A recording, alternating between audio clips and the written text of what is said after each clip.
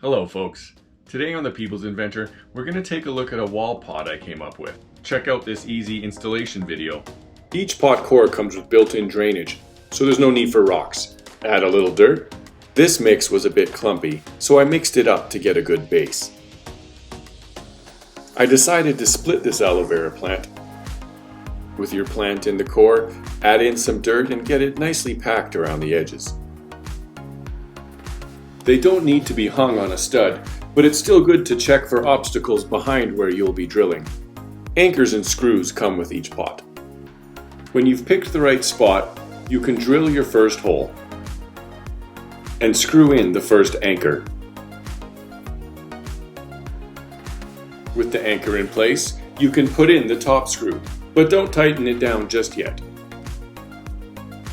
Use a level to find the right position for the bottom screw hole.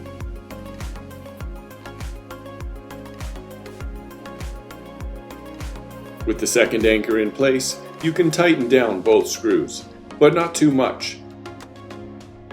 The rail and bottom support of the wall anchor keep the pot securely in place.